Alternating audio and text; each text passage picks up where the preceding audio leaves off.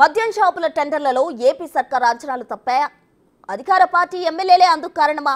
Wine షాపుల కోసం వచ్చే దరఖాస్తులతో 2000 కోట్లు వస్తాయని ప్రభుత్వ పెద్దలు భావించారు.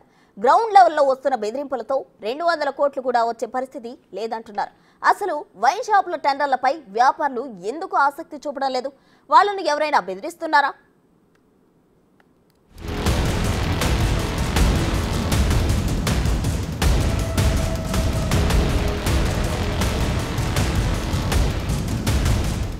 ఆంధ్రప్రదేశ్లో లిక్కర్ పాలసీ మారింది. కొత్త ఎక్సైజ్ విధానంతో ప్రైవేటు మద్యం షాపులకు ప్రభుత్వం అనుమతిచ్చింది.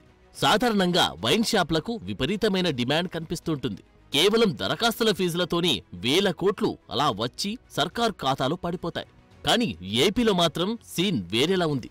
ఇప్పటికే లోటు బడ్జెట్తో కొట్టుమిట్టాడుతున్న ప్రభుత్వానికి వైన్ షాప్ టెండర్లతో వచ్చే ఆదాయం కొంత ఆసరాగా ఉంటుందని ప్రభుత్వ పెద్దలు భావించారు. కనీసం ఓ నెల పెన్షన్లు ఇవ్వడానికైనా డబ్బులు ఉపయోగపడతాయని ఆలోచించారు. కానీ కింది స్థాయిలో ఉండే ప్రజాప్రతినిధులు మాత్రం దీనికి చెక్ పెడుతున్నారని చర్చ జరుగుతోంది.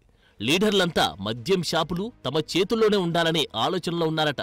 ప్రతి దుకాణానికి సగటున 30 దరఖాస్తులు వస్తాయని ఎక్సైజ్ అధికారులు భావించారు. కానీ ఇప్పటి వరకు చాలా వైన్ షాపులకు ఒక్క అప్లికేషన్ కూడా రానట్టుగా తెలుస్తోంది.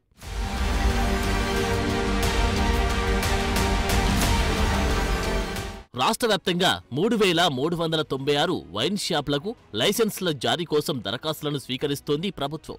వీటన్నిటికీ కలిపి ఇప్పటివరకు కేవలం 8276 మాత్రమే వచ్చాయి. 9600 దుకాణాలకు ఒక అప్లికేషన్ కూడా రాలేదు. దరఖాస్తులు ఆహ్వానించి వారం కావస్తున్న పరిస్థితులు ఎలాంటి మార్పు లేదు. మరో 3 రోజుల్లో ఆ గడువు కూడా ముగుస్తుంది. ఎక్సైజ్ అధికారులకున్న అంచనా ప్రకారం ఇప్పటికే 30,000కు పైగా దరఖాస్తులు రావాలి. కానీ కొందరు నాయకుల తీరుతో వ్యవహారం బెడిసికొట్టిందనే అభిప్రాయాలు వ్యక్తమవుతున్నాయి. శ్రీకాకుళం నుంచి అనంతపురం దాకా ఇలాంటి పరిస్థితే ఉంది.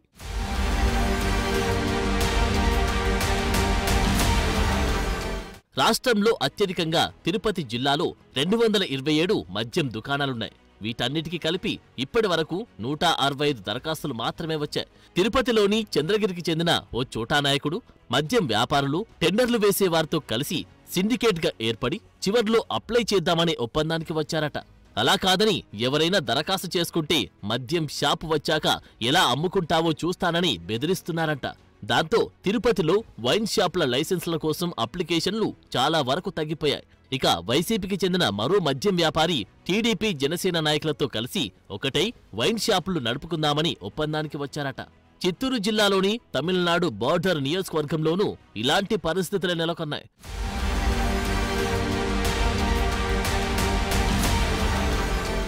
అనంతపురం జిల్లాలో ఏ పార్టీ అధికారంలో ఉన్నా లిక్కర్ కింగ్ గా పేరుగాంచిన ఓ నాయకుడు ఈసారి కూడా తానే సిండికేట్ బాధ్యతలు తీసుకున్నారంట.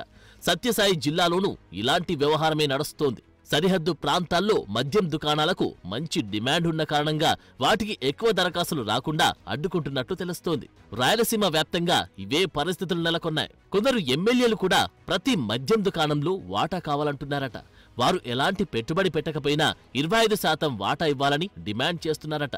ఇలా దరఖాస్తులు వేయకుండా అడ్డుకుంటున్న వారి వివరాలు ఇప్పటికీ ఇంటెలిజెన్స్ విభాగం ద్వారా సీఎం చంద్రబాబుకు చేరినట్లు తెలుస్తోంది.